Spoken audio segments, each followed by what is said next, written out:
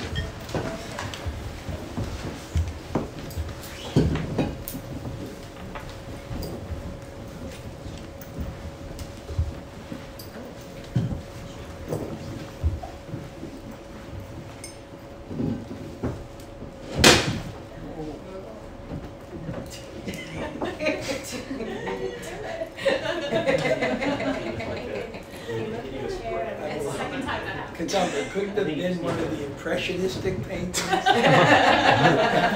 lot of Krishna.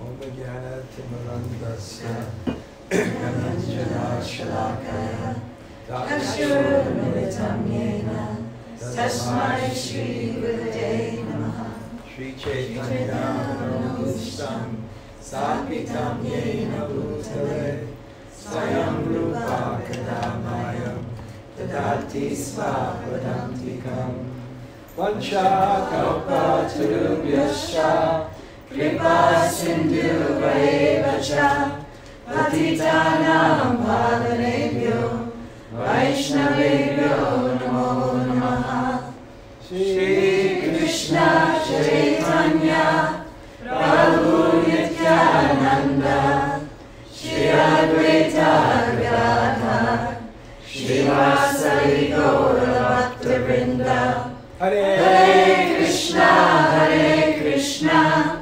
Krishna Krishna Hare Hare Hare Rama Rama Rama Hare Hare. Remember I told you that when I was growing up there was one book from where I came. I was born in Brooklyn. And the book was called A Tree Grows in Brooklyn. Now there are no trees growing in it. There used to be a forest here. Oh, no. And they cut it down. Which is just, I wanted to speak about Krishna Lila, and I will, but I'll speak about that first, which is just, you can just see how all suffering is ignorance. Because people don't have knowledge, they just do things wrong. And they don't even think carefully. They can't think deeply. One who thinks deeply is called a Brahmana. Mana means mind, Brahmana means broad-minded. One who doesn't think deeply is called Kripa. Kripa is narrow, just like you have the term Guru Kripa. It means the mercy of the Guru is directed towards a person. I gave there's a difference between Kripa and Doya. Doya is when the mercy is magnanimous. It's for everyone. Kripa means which when that magnanimous mercy is directed. So Kripa always narrows things. So you can just see what is a Kripana. He gets money. Miser. What is a miser? They get money and they don't spend it. They don't use it. What is narrow-minded? It would be like if I had a bad stomach and then I had a meal. And you know, somehow or other, here was the meal and there were samosas and jalebis fried in the ghee, soaked in the sugar coming. And I was only seeing with my bad stomach when the meal begins and the meal ends. I wasn't seeing what happens beyond that. Brahmana is broad-minded.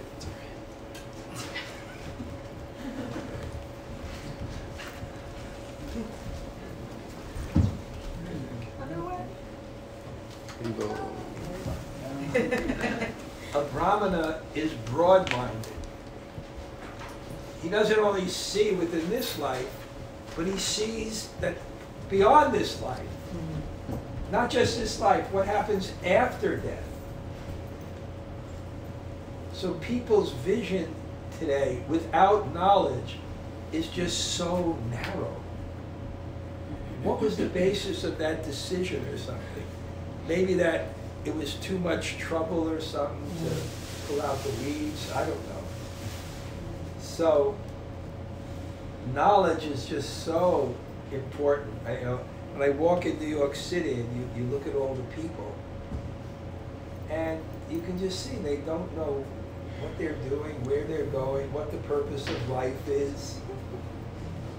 You know, I told you my father from Brooklyn once gave me the highest compliment in the local vernacular.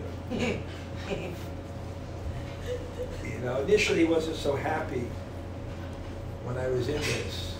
But then after a while he saw that by this knowledge and this training I got, that I could make sense, I would say things with intelligence.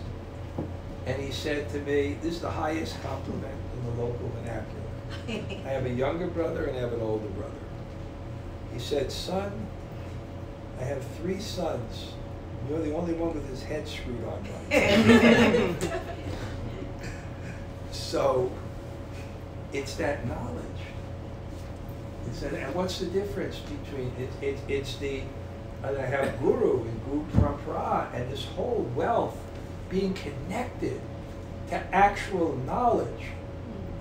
We don't have this conception that knowledge is something that is created. Our conception is knowledge is something that exists.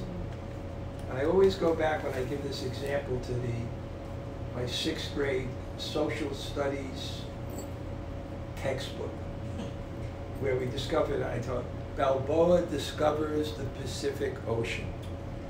And when Balboa discovers the Pacific Ocean, he's there in his armor, right? He's there in armor riding a horse, and the horse is a little bit in the water, and he's looking proud. And then the picture, you see all these natives in the canoes.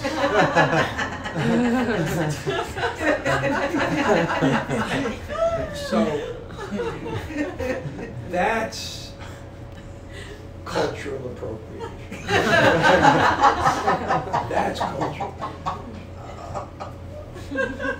So this knowledge, and it's eternally existing with the creation, the same sound. Sound is the basis of creation. God said, "Let there be light." So the sound comes first. The same sound that makes the world informs the world. And lineage, Guru Parampara, means to be connected to that. That's why the books are the basis, why it's so important. The main thing that Prabhupada did when he came to the West was the books. I used to be in my room in Vrindavan. When I first came, everyone lived in the guest house. So I was on the top floor, and I always had the habit of waking up early, and I'd look out my window, and I'd see on top of Prabhupada's house, him sitting there in the summer with the 12 commentary Bhagavatam, with his dictaphone, in the middle of everything, still doing it, the knowledge, the books. So it's so important. I'm just thinking, before I get to the Krishna Leela, these ideas are coming. I remember, I told this story very often, as a great saint in Vrindavan, he's still living.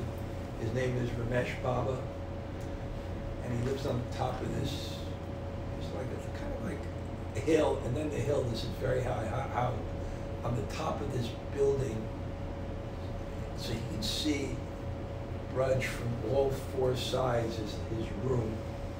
And to get there, you had to walk on like I don't know how it is, like a bridge, actually. And then you get to see him, and his policy is open door. Anytime you can just walk in. That was his nature. I remember one time, I didn't want to see him because I was late. I came late because I got stuck at the train thing there. You used to cross before they built the bridge. Remember this kind of shop? Sometimes like 6, 7 trains. Mm-hmm. You're waiting there, and then I got there. It's late, and it's midday. And midday in India means one of two things. People are either eating or sleeping. So don't visit people midday. That's why Radha Kund is the most sacred place. The pastime of Radha Kund happens at midday. It's very confidential. Everybody else is sleeping. Except Radha and Krishna. It's so sacred. So I came in his room, and he came in his room. They brought me to see him. He wasn't even in his room. He had a little porch outside of his room, and he's sitting on it, and he was being shaved by his assistant, which meant the whole head was filled with shaving cream. And I don't, there's different styles, when I shaved yesterday, a few days. I shaved a little mustache, I had to cut off the sides, hit a little bit, do little things.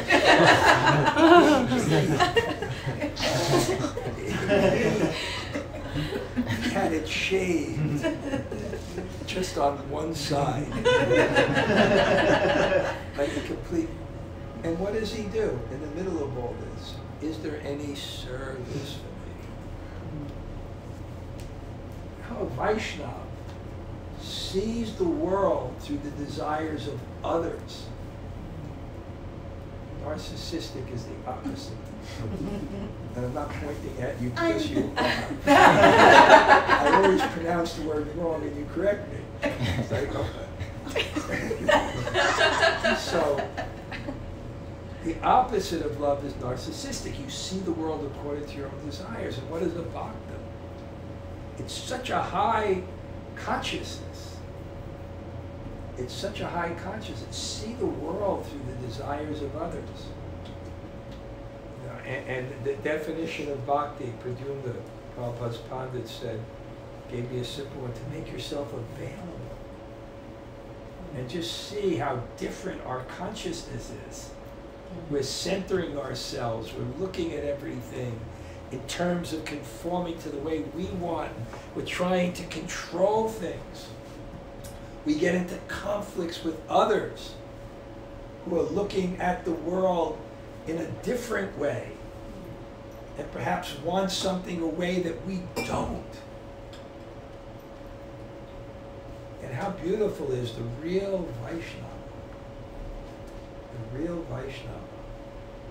I remember there's such a nice story with Prabhupada.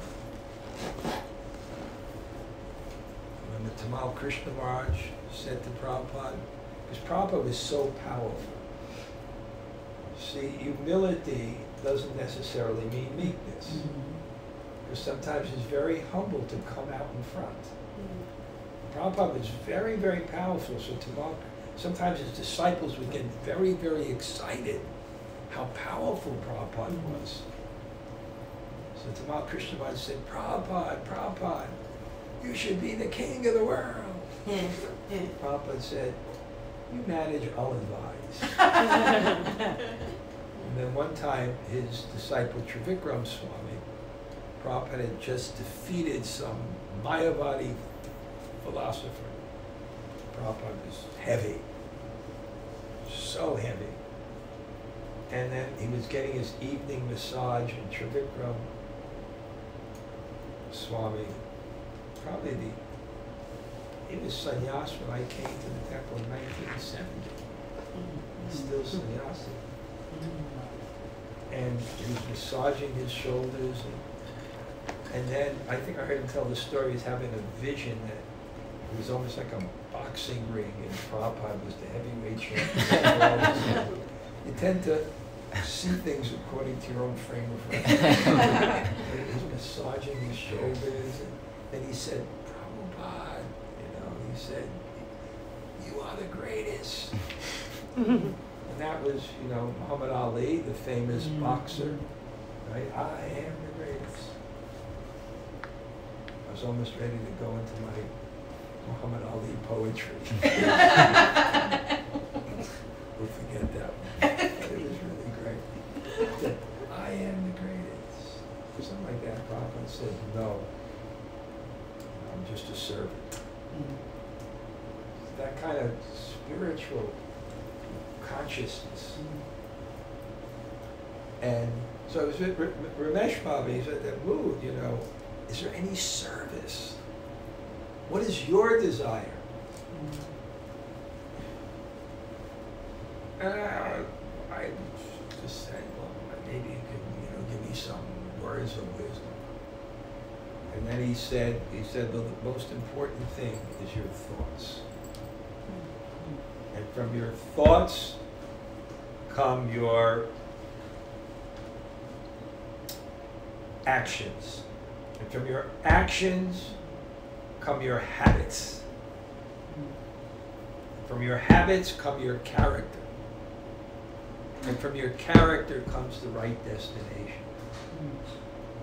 But the thoughts are based on your education and knowledge. And the application of that knowledge. The Upanishads tells how we change this crazy mind. Our mind has so many bad thoughts. And what bad thoughts are, we have attachments to things that are not good. And we're averse to things that are, we don't like things that are good. And we're attached to things that are bad. Of course, we also have attachments to things that are good and aversion to things that are bad. And the quality of your mind is dependent on your good thoughts as opposed to your bad thoughts. And the good thoughts is, I like what is good. and I don't like what is bad. So how do you change that? Because we know we are suffering now due to our thoughts that impel different actions in this world. So how do you change that? You have to hear. You have to hear knowledge. And you have to hear it in a way. And that's what a teacher is. A teacher expresses something that is true, that may even be beyond what you see as true, but in a way that you accept the reasonability of it, so that you can contemplate it and understand how it is true. A teacher speaks through your frame of reference, your vision of the world, to increase your vision of the world. And that's what life is about. It's developing the vision and increasing and be able to see the truth and live by the truth. How many people have learned something this year? Right?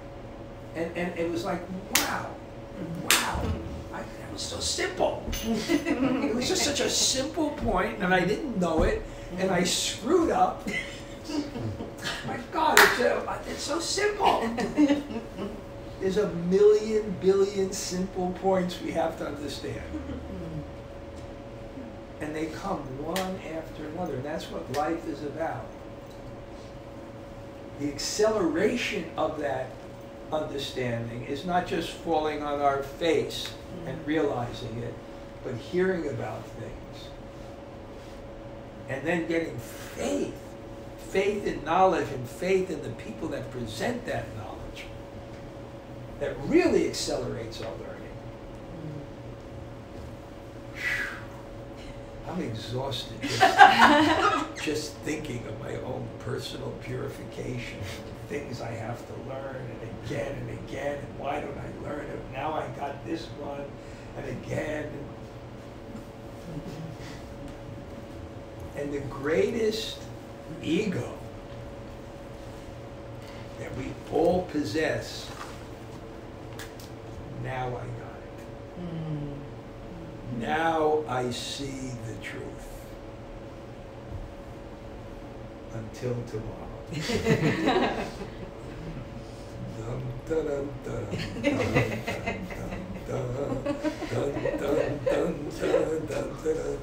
We're walking so oblivious. Anyway, that's my commentary on the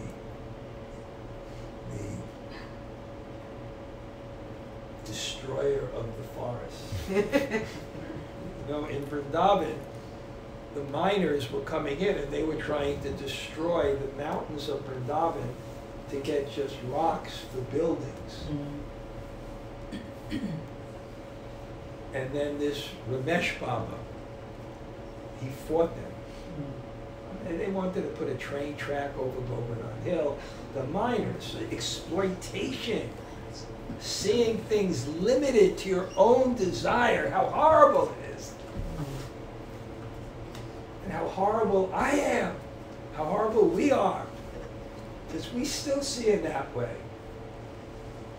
But I remember what he did, he was fighting them and with the government, and somehow they paid off people and they were ready to destroy these mountains again. And he came there and he said, I'm going to fast till death unless they stop this. Unless they stop this, I'm going to fast till death. And then Sachinandana Swami came there with some of his disciples. And then he has one disciple who was born in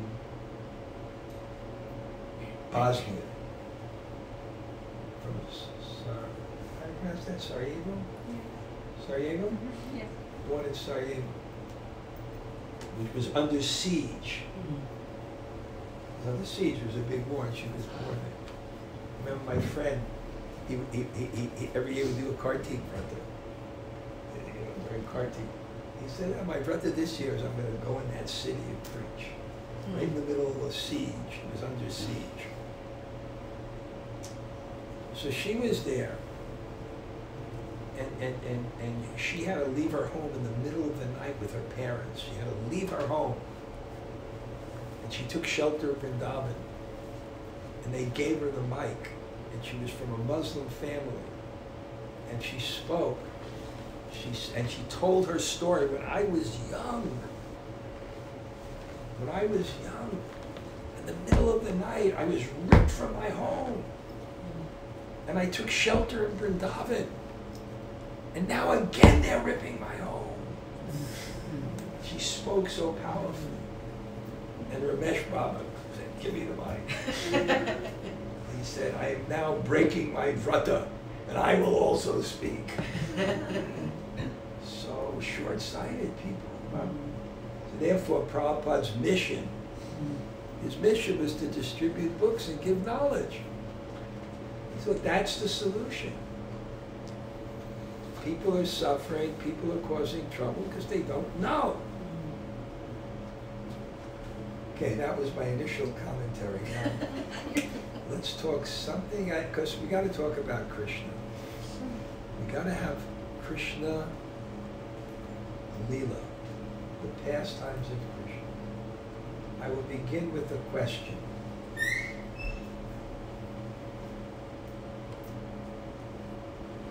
What is the goal of life?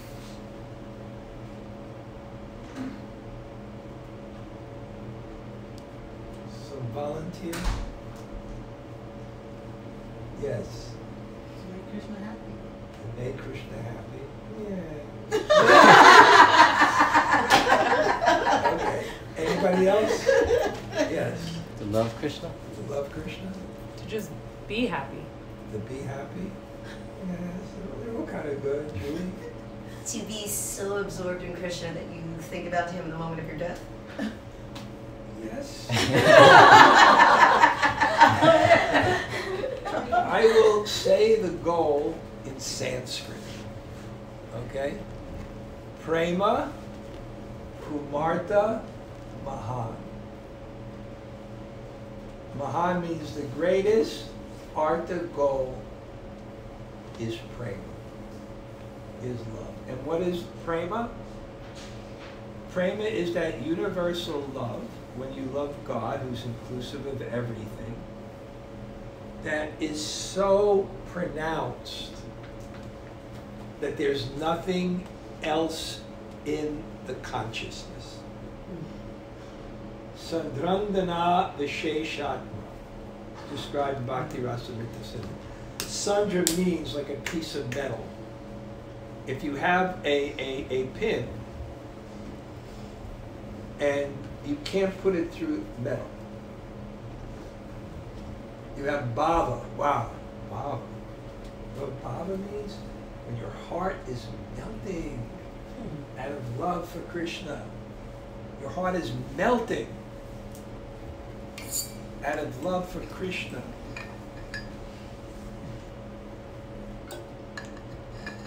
But bhava, prema is bhava when bhava is condensed. It's like, bhava is like the sun rays. Prema is like the sun. Laxity and density. I'm not knocking bhava. Bhava is like light. But it's so intense. And that's also what samadhi is. The two highest stages of yoga are samadhi and jnana. The difference between them, jnana is like when you pour some oil, there's no space between the droplets. So when your meditation is like that, that's jnana. What can be higher than that? Samadhi. Samadhi is when your meditation is like that and there's not even a conception of something outside. And who is the example? It's so interesting. Who is the example of prema in the Bhagavatam? That's quoted in Bhakti Rasamrita Sindhu. They give a reference for prema. Very interesting. It's Bhishma Dev. And what's the verse? That person who fought in so many battles, that person who spoke on so many subjects, now his mind was completely fixed on Krishna. At the end of his life, because he had this viryaras, this mood of chivalry. And what happened is at the end, he saw Krishna rushing towards him, sweating, and moving towards Arjuna, moving. So that's prema.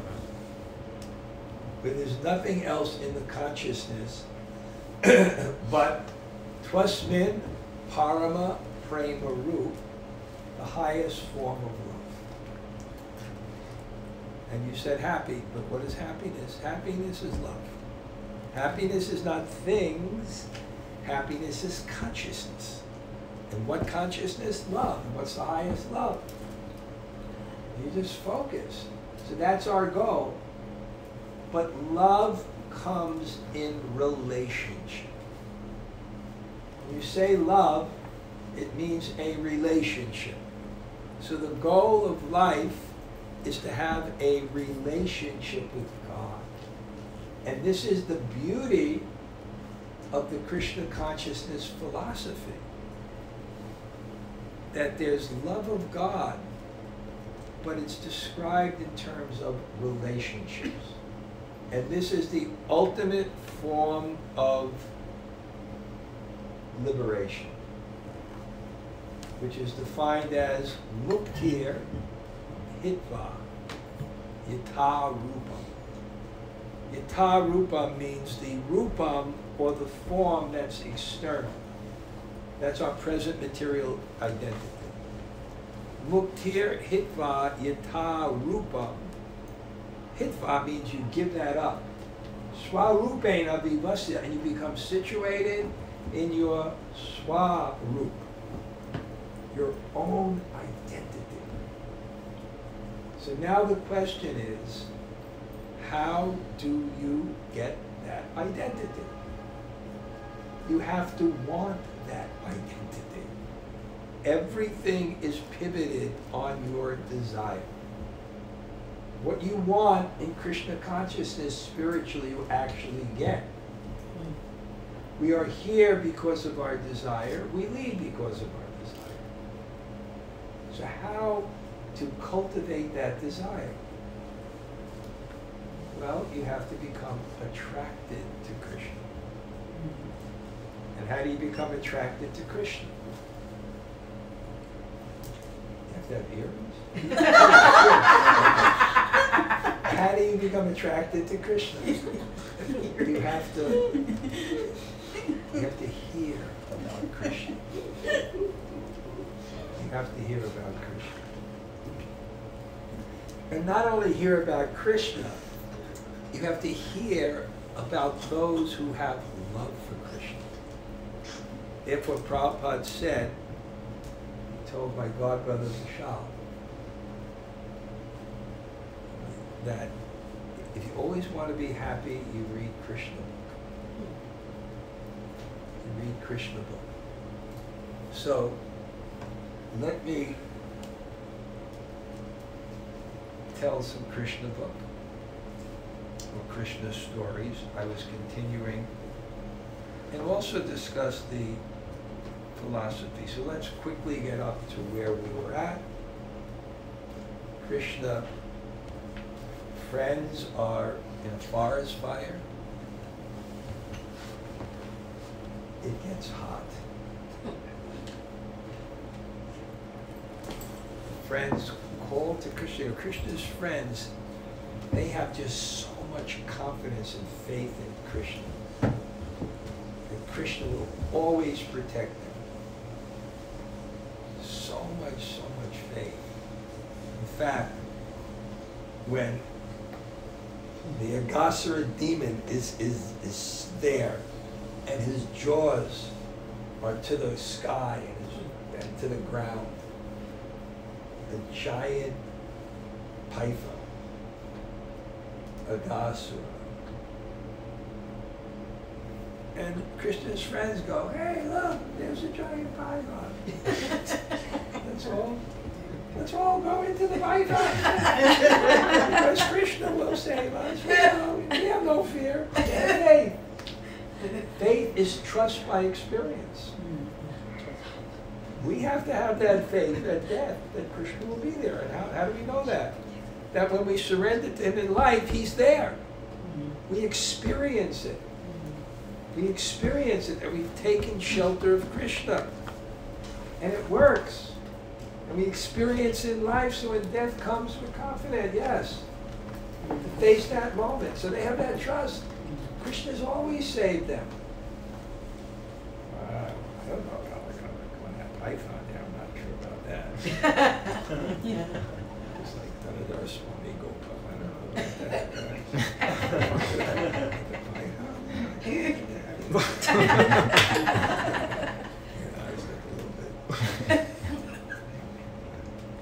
No, I will go first. No, I will go first. Okay, you go first. See how it works. They go in and they get swallowed.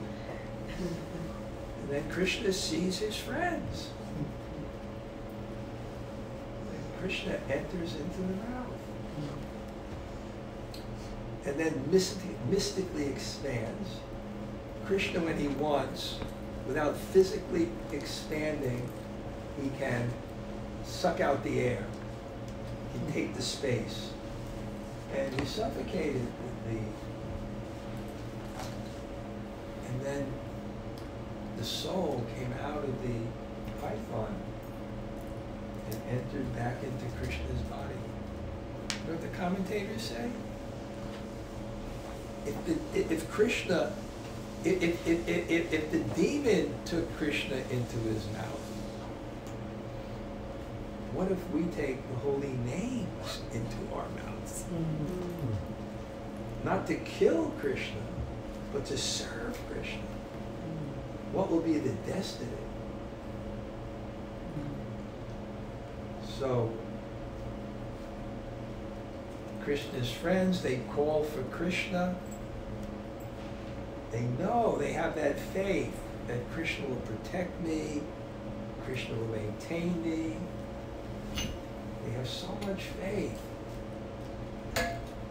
Like that great Vaishnava Bali, old devotee, old black devotee that lived in Gitanagari.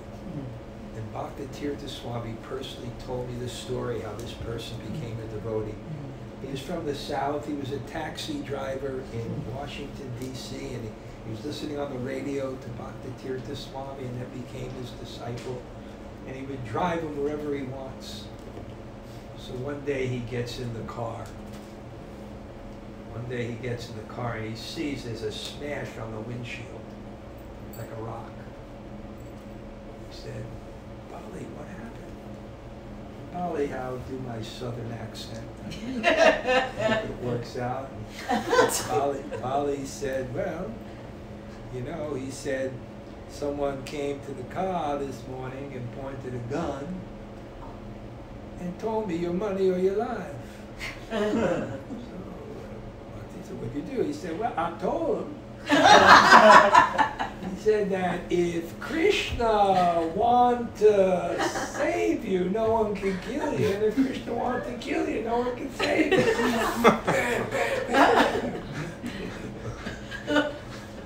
Some people just have faith because they live a surrendered life and therefore they see God in their life.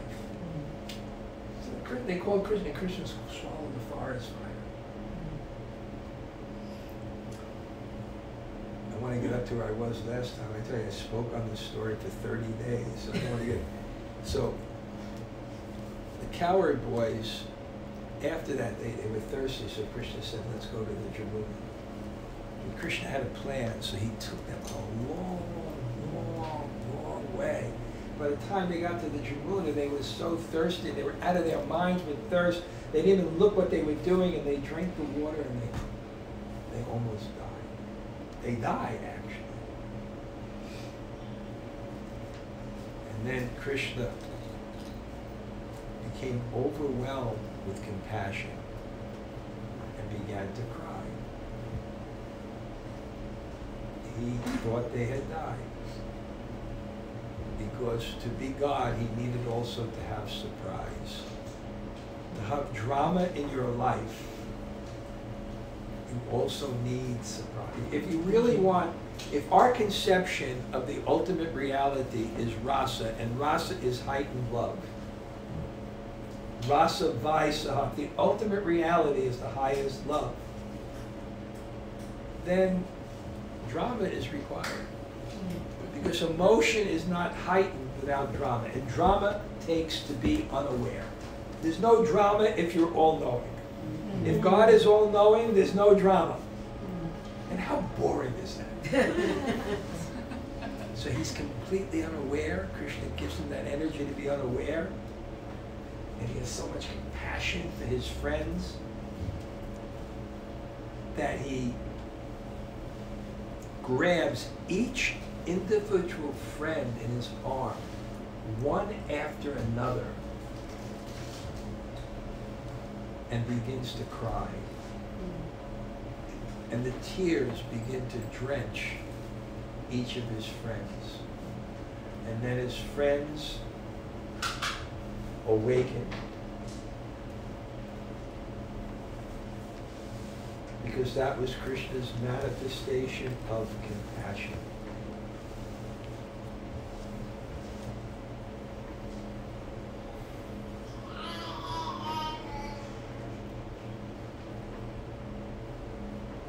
There's one point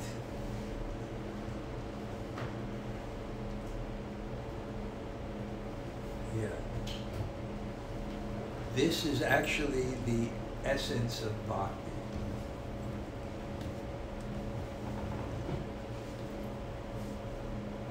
To draw out the compassion and tears from God's heart. And therefore they say, why in Vrindavan? You have, if especially live in the middle of Vrindavan, there's the 7 major temples, and you see some devotees, they go to all the 7 temples. You can walk to all the seven temples. And they take darshan, but what is darshan? Darshan is what the wives of the Brahmins did when they came to Krishna. When the cowherd boys asked the wives of the Brahmins that Krishna is hungry, can you give him some food? And they had service. Well, the Brahmins, when Krishna friends came and said, do you have some food for Krishna? And they said, Bhadram Te, this is the most auspicious thing. Service is the most auspicious thing.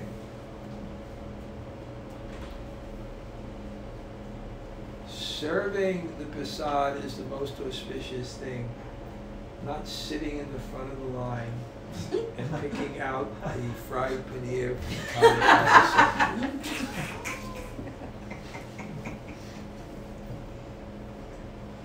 The service, that's a Vaishnava service. That's their faith. That's what will give you pleasure. And the interesting thing about service is it's always available. To enjoy is not. To fulfill material desires is not. But to enjoy, to serve is always available. So they came to they've never seen Krishna before. They just had heard about him. They heard about him from the gopis. When the gopis would go to get milk and flour, when the wives of the Brahmins would go to get milk and flowers every day, they would purchase the milk and flowers. And the gopis they were talking like this. As they were sitting, you know how they sit, their flowers are there, and their milk products are there, the Brahmins are going, the gopis are talking.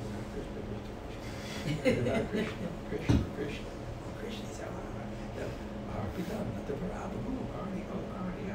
play so beautiful, his peacock feather, 3 4 minute form, you see his already. Krishna. They kept on hearing. And that prolonged hearing became ornaments for their ears. And after hearing about Krishna for so long, their desires kept on increasing. And what desire is, it's a voice in the heart. And that's what bhakti is.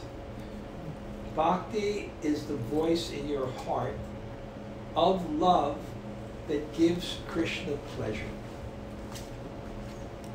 That's what bhakti is. It's that voice in your heart.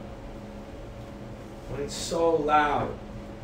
So their voice, they kept on their voice, they were hearing about Krishna, and that's what they wanted. I want Krishna, Krishna, Krishna, I want Krishna. It became so loud within their hearts that Krishna heard it. Krishna was thinking of them, and therefore he made a plan. That's called the transcendental system, Prabhupada said. That Krishna is in everyone's heart, and he connects it. Just like Vyasadeva. He went in his heart. What am I doing wrong? I want to serve. I want to give the Vedic knowledge in a way that people can understand it. I wasn't successful, but it's so strong, my desire. Guru comes. Because God is in the heart. That's the transcendental system works on the basis of the super soul that is in every single person's heart. And makes connection for sadhu sangha for people who have that desire. And makes it in a way that nourishes us. But what happened when they came before Krishna? Krishna saw their hearts. And what did he see? Taktva sarva asham. They had no other desire. Krishna saw that. That's Darshan. And when that happens, Krishna is a person. It melts his heart. And when his heart is melted, the compassion comes out. And that's how we advance in Krishna consciousness. The process is very simple. The application is difficult.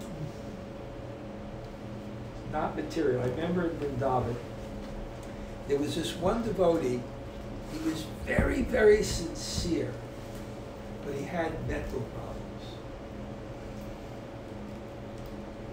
He was actually, he met devotees, he was a Fuller brush salesman in San Francisco in 1967.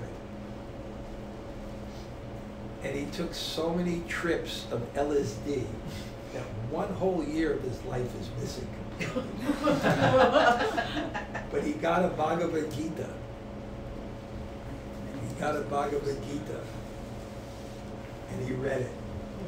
And he walked into Prabhupada and said, Swamiji, I read your Bhagavad Gita and it blew my mind.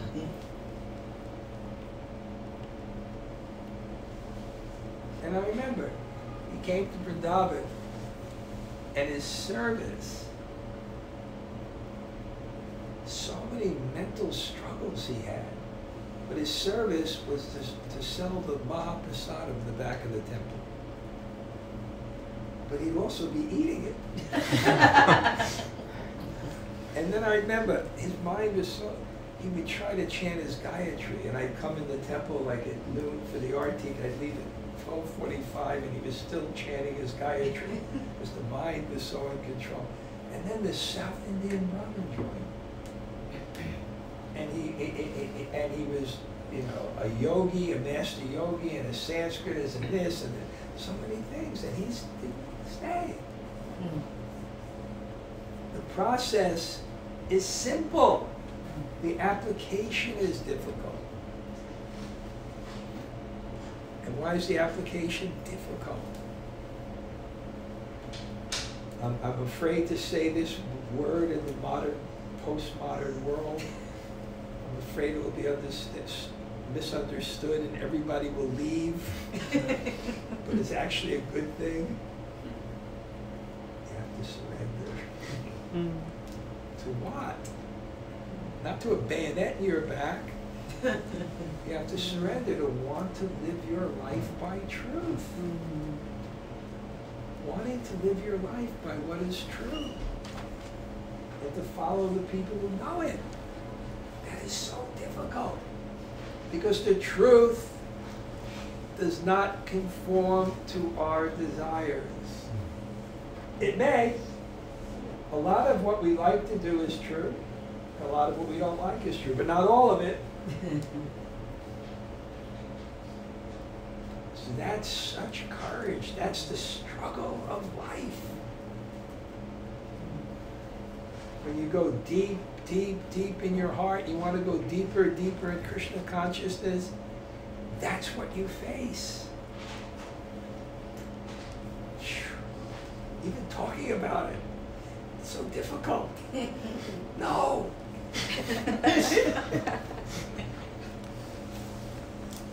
But anyway, when you hear the beauty of love, the beauty of the residents of Vrindavan who have no other life but Krishna out of love.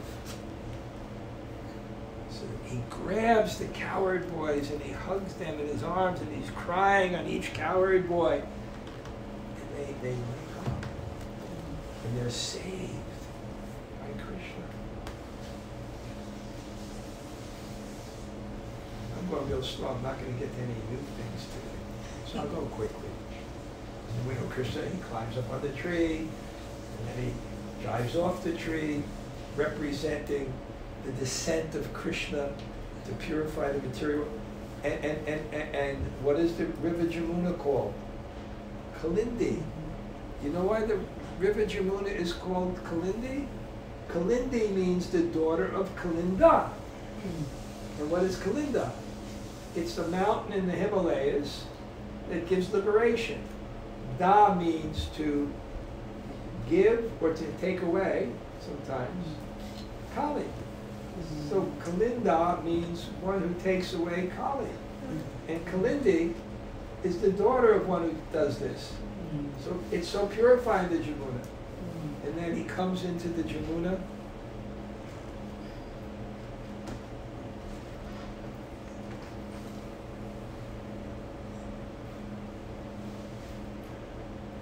And I told that, and then he's in the first, Krishna is just swimming, very peaceful. The water doesn't, the poisonous water doesn't wipe off his tilak, doesn't disturb anything.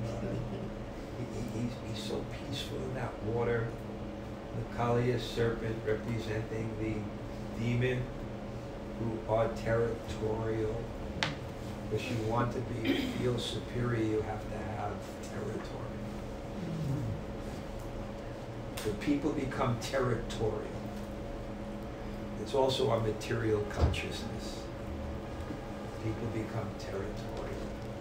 They want their space. They try to control. But then what happens is,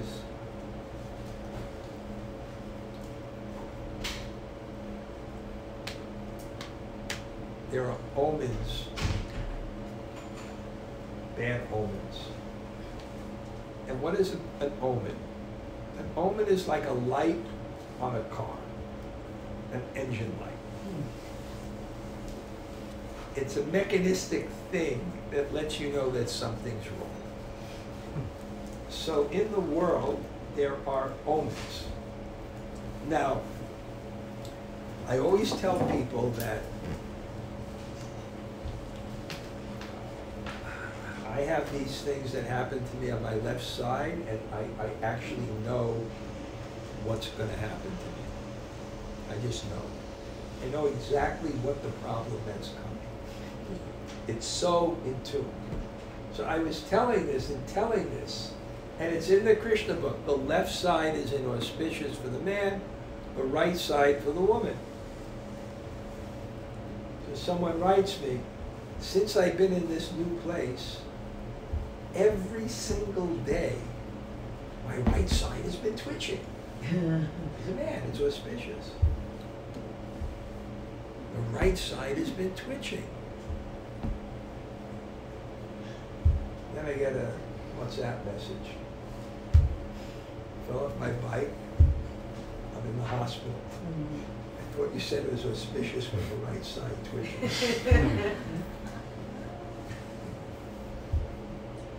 That's what it says in Shastra. There must be something deeper.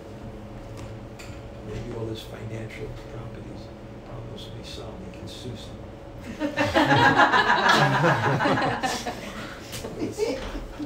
What's the use of being an American? You don't lawyer up.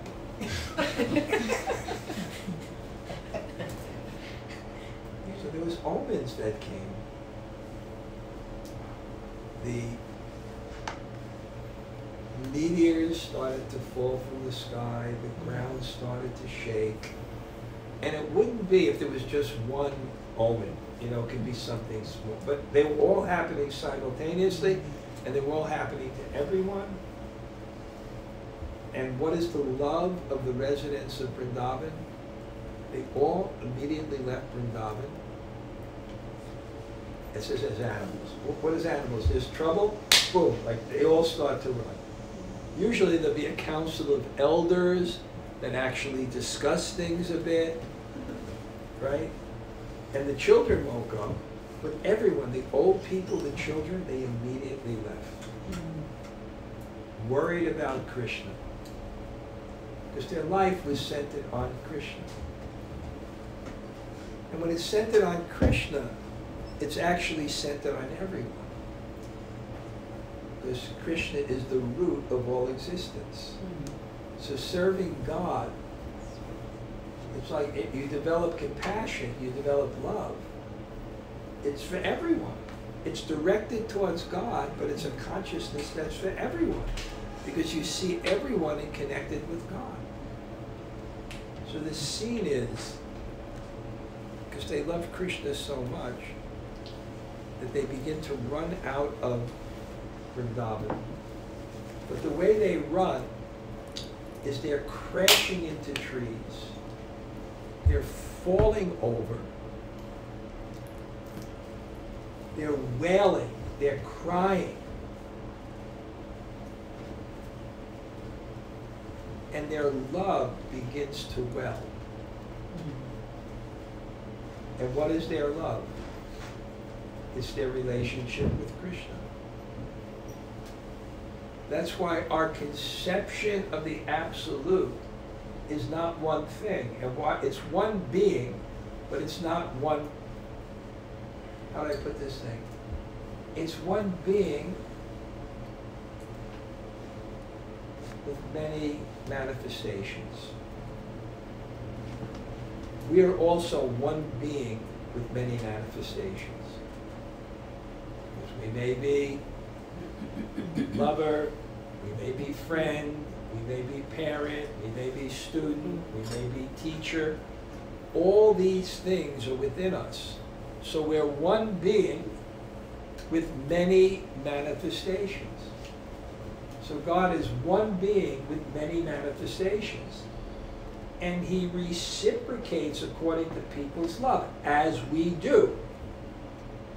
You don't relate the same to your child as you relate to your spouse. You don't relate the same to your teacher as you do to your student. And in fact, the beauty about God, and this is such a beautiful point, he develops needs according to our love. That's why they say when you worship the deity, if you actually have love for the deity, and you don't feed the deity will be hungry, the deity will be starving. If you actually have love for the deity, and you put cold water in the winter, the deity will freeze. develop needs. So God reciprocates. Prabhupada has 3 words. I like these mantras where he describes Krishna in such a beautiful way. It's such a beautiful concept. Krishna is responsive. Akila Rasa Rita Murti. He's the full embodiment of all relationship. Now, I'm going to stop for a few minutes just to, it's a pretty good audience considering that the air conditioning is on so high.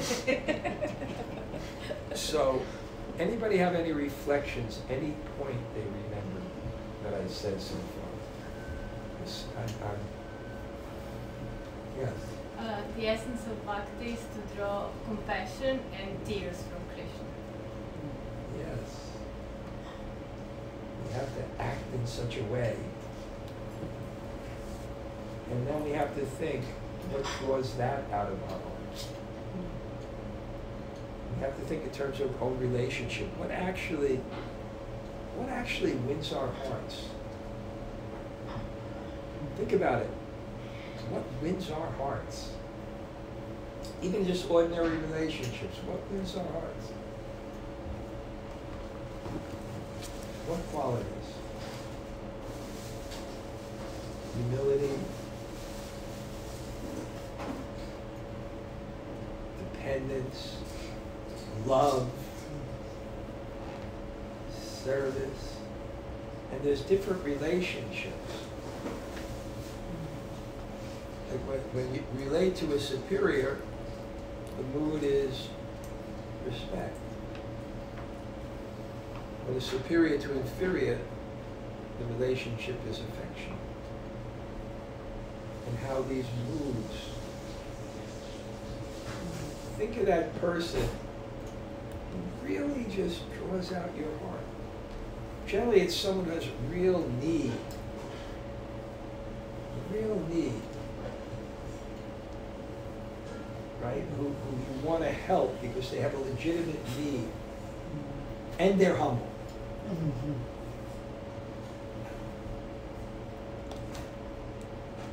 So if we have a legitimate need because we are not complete within ourselves.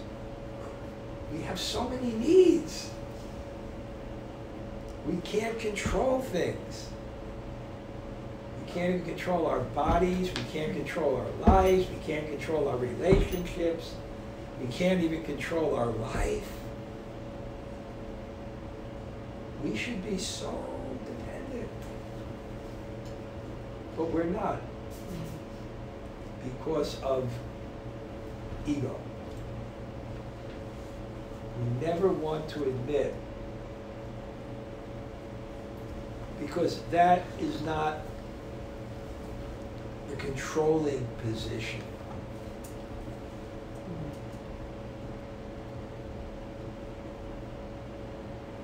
So, like Prabhupada said, how should we chant? Like a child crying for his mother. And therefore I remember 1954 in Macy's, 34th Street. I remember looking up to the shelves. And you know how parents are, a little kid or something, you know, they walk away, not like neglect or something, they turn the corner or something, you know, and I didn't stop.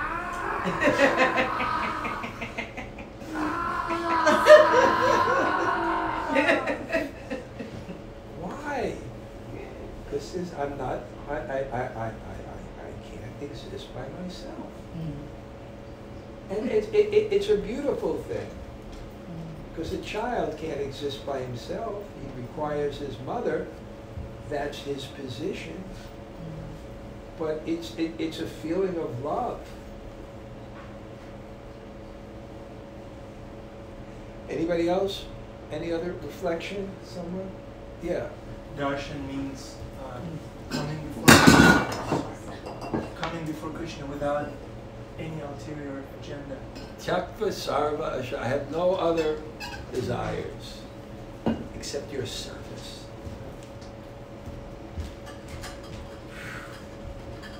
It's such a high thing. That's why we often don't talk about it, because people become discouraged. It's such a high thing. And when Prabhupada said the process is simple, the application is difficult. Because anyone can do it, but you have to want to. I remember it was someplace here in Brooklyn. It was someplace here in Brooklyn, and my brother had a house someplace around here, but he had a house at the time where it was like affordable. So he had some house here. My brother had some house. And my mother and my younger brother were going to be there, and I was in the Brooklyn Temple during the summer as a fanatic Hare Krishna. As a fanatic Hare Krishna. Like, visiting your parents and stuff. So I went over, but of course, what was I going to do? I was going to preach. Incredible, brilliant insight. To impress people with Krishna consciousness. So I used to carry around this slideshow. Oh God. You have the phone, carry a whole slideshow. There's like little things that you put in, slide projector. And I put in a slide, and the slide was someone paying obeisances before Prabhupada's Vyasa. And as soon as I put in that slideshow, I heard my younger brother, I don't bow down before no one. So,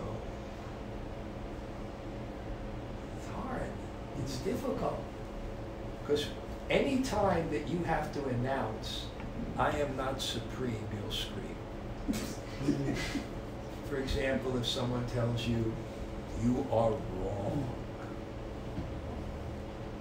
You are wrong. You scream. You fight tooth and nail. I am wrong. That means there's something superior to me. And it's the person who tells me that. He can control me. I will fight you anytime. Wow, how glorious it is for someone when they apologize, ask for forgiveness, admit their mistakes, take shelter. It's so difficult. But the process is simple because anyone can do it. It's not a material thing, it's a spiritual qualification. And it's connected to the most subtle element that connects the body to the soul, which is called the false ego. It's a subtle string. What does the false ego do? The false ego is it's like a funnel, a very subtle funnel of matter that conforms your consciousness and delimits the consciousness to the body you have. Why does an ant think they're an ant? It's the false ego. And why does something, woman, man, whatever, you have to identify with it. It delimits the consciousness. And then you develop an identification and you become attached to it. It's this particular field of activities where you're going to control the world. And whatever your conception, you want to perfect it. And the simplest thing, it's all so simple. It just comes down to that one point. And it takes a lifetime. I remember a friend of mine who's probably studied the Bhagavatam more than anybody else. And he looked at me. He said, I've studied the Bhagavatam for 40 years. And I've come to the conclusion that the essence of the Bhagavatam is to surrender to Guru and Krishna. The simplest point comes after. It's like someone who's in delusion. He's in the most beautiful symphony orchestra in the world. And he's got this part as like one of the violinists. Many people would love that part. But he has to follow the conductor. If he follows the conductor, then all his individuality, it's not so bad. You participate in the enjoyment of in fact, the Krishna conscious philosophy is so beautiful that the devotee is considered to have a better position than God, because there's more pleasure being the lover than the beloved. Because we know the story with Krishna and Radha. Krishna is the object of all love. But he sees that the devotee, who is the subject of love, is enjoying more. God has to become the devotee. There's only one Ishvara. Ish means the center, and Vara means the circumference. There's only one center that's connected. Good. Anybody else have any other reflections? This is fun. Brother Sham, and then Julie, then Tatiana. Well, you said to enjoy, sometimes you can, sometimes you can't. But to serve, it's always available. So it just made me reflect that. Then, if that's true, which it is, then the only obstacle to serving is me. Because if it's always available, then there's something, the only obstacle I can be is just within myself. So that's what has to be overcome, you know? Because it's there always, but to enjoy is not always there. But we have to come to the point that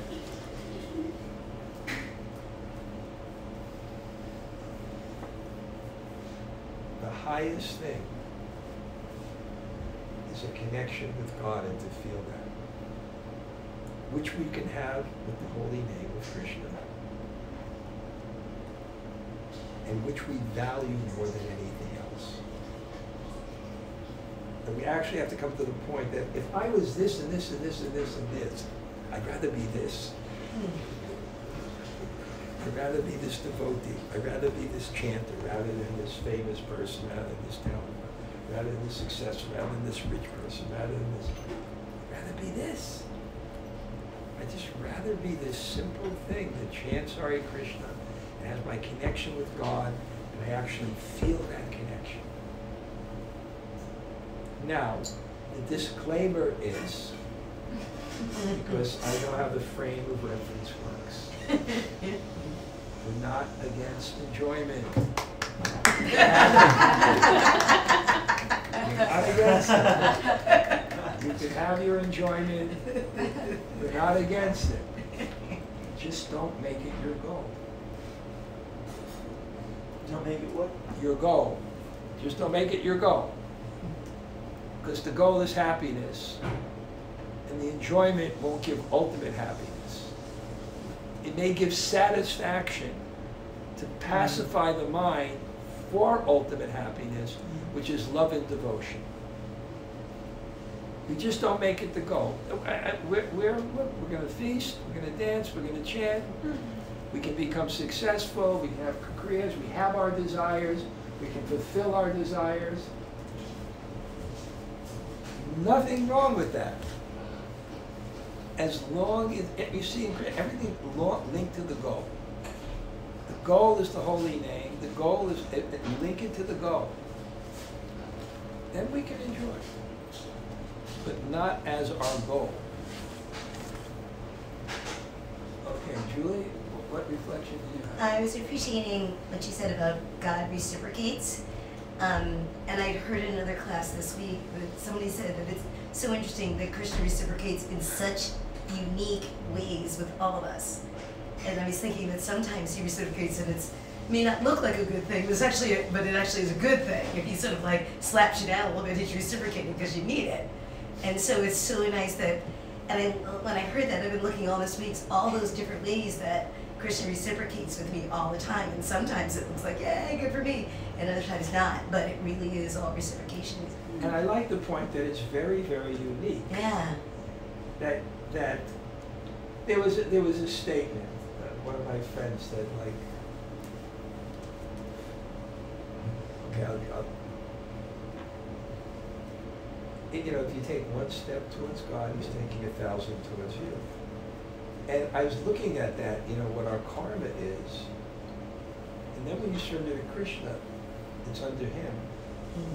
And it's coming towards you in so many different ways. But it's coming to you, but for you.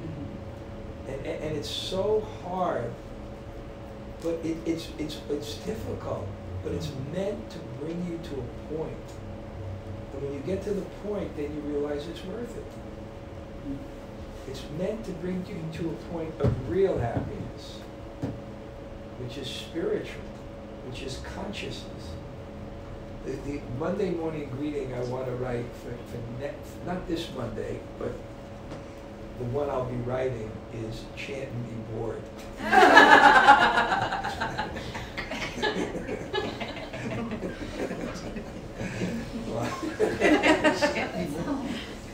Chant and be bored.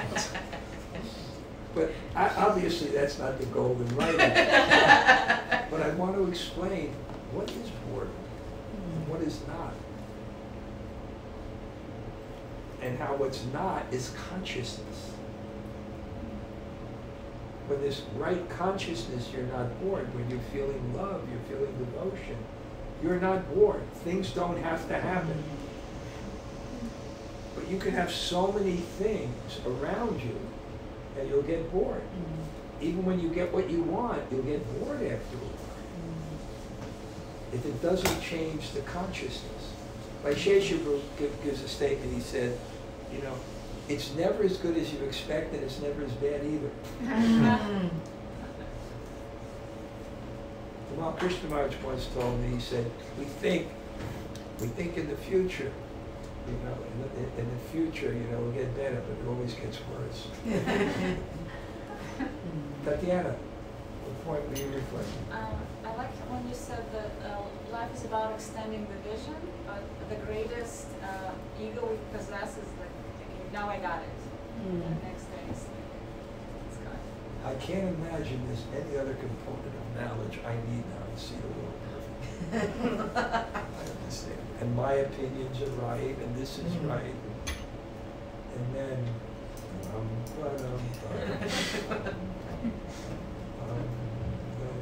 slip pie in the face. Again, I can't believe it. There was anything more. And this one was even more obvious than the other 2 million that was at in the last 40 years. This one was like the most simple. I can't believe it. Now.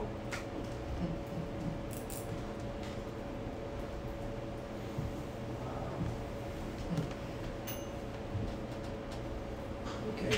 You know, I am a keeping on time person. Because I always joke, unlike me, people have jobs and families. So I can go Haribo, and it's like, oh, it's 3 o'clock. I didn't do the laundry, I the banking, I gotta get ready tomorrow. Haribo. So, what do you want that? We'll do 15-minute kirtan. He plays in the pregnant now. And let's just chant for 15 minutes, and then we have Prasada and everything. But I have to say, it's a great crowd, you know, because we weren't, you know, like the middle of July, been there, done that kind of mood. I've been already oversaturated with programs. Now it's America, it's time for vacation. You know, and it's hot, you know, so, and I'm going here, and I'm being here, and this and that, and this and that. Somehow we have such a nice group today that came. It's great. Okay? Maharaj. Yeah. Do you have time for one question? Okay, one question, yeah. In the application of surrender, Yeah. and I wanted to weave it with the question that I had posed to you earlier about being detached from the outcome versus need. So I just thought if you, I was Being asking detached from the outcome. I'm trying to bring my mind back to where I said that in the context I said it.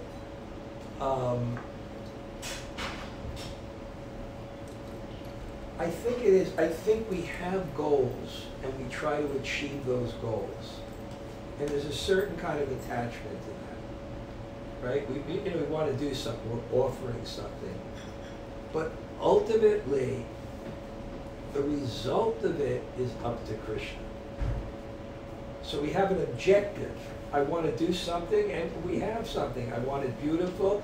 I'm offering it to Krishna, and this is my service, and I want this business deal to be successful, and I'm attached to it being successful.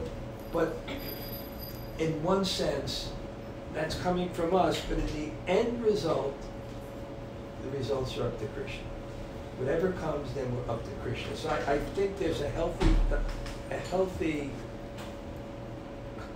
dichotomy between, or there's something healthy between having an objective, having a goal, being attached to the goal for Krishna, that, doing it nice, but at the same time, leaving the results up to Krishna. We're not detached from our objective, but at the same time, we're detached from the results. The results are up to Krishna, something like that. That help? Yeah. Well, think about it. Maybe you can call me this week. We'll talk. Okay? Okay, let's have kirtan and then we'll have prasadam. Yeah.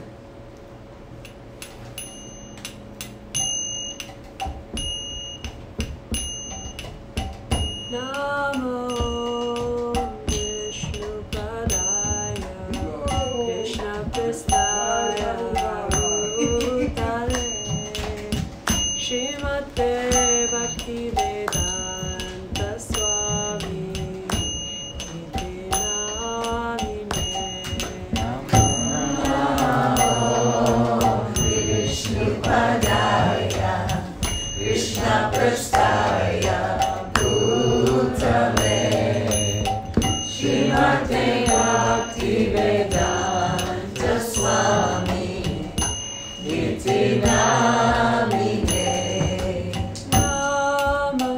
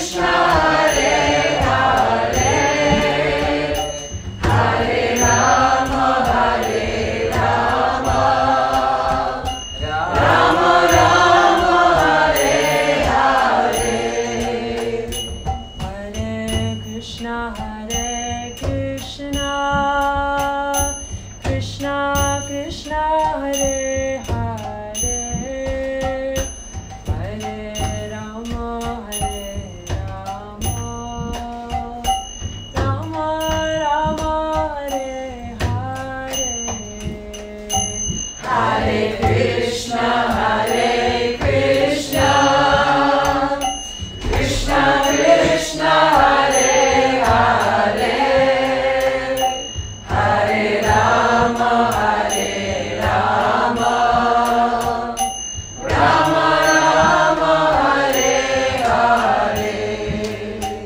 Oh Hare Krishna, Krishna Krishna, Hare Hare, Hare Rama, Rama Rama, Hare Hare. Hare Krishna, Krishna Krishna, Hare Hare, Hare Rama, Rama Rama, Hare Hare. Oh Hare Krishna, Krishna Krishna, Hare Hare, Hare Rama, Rama Rama, Hare Hare. Hare Krishna, Krishna Krishna, Hare Hare, Hare Rama, Rama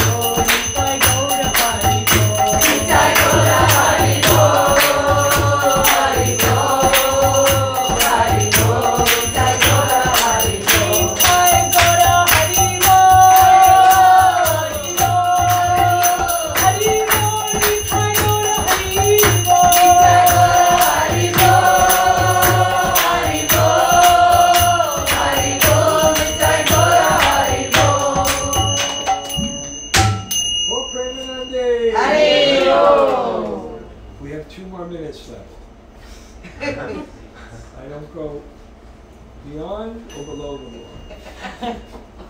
So, I gave this Monday morning greetings last week, and quoted this great yogi from the Bronx with his saying, and I'm just getting it left and right. Ram Roy quoted in his class. Gail was telling me it's her favorite quote of all time. It ain't over until it's over. So, It wasn't until I finally came has to connection with her parents, who used to revere this great yogi in the Bronx. Amazing. I love his saying, when you get to the fork in the road, take it.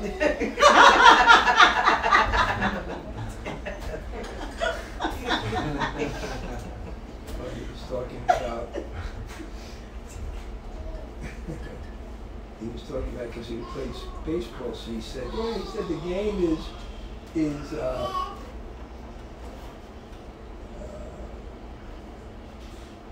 90% mental and 50% physical. Well, explain the encyclopedia one. You don't get it? No. You have such a big vocabulary. What did he say? He said, oh yeah, now, he said, you're telling my kids in school that they have to have an encyclopedia. When I was young, they used to know. Anyway, you won't get it. Wait, forget it. say, I didn't. Oh, encyclopedia, something about pedia. It must be something about the pedia part, no? No, never forget it. It's over. It's 1 o'clock. That's it. Shut you down. What's happening with the saddle? They should come up there. Cycle, something about cycle.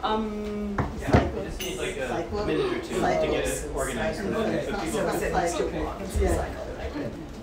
Yeah.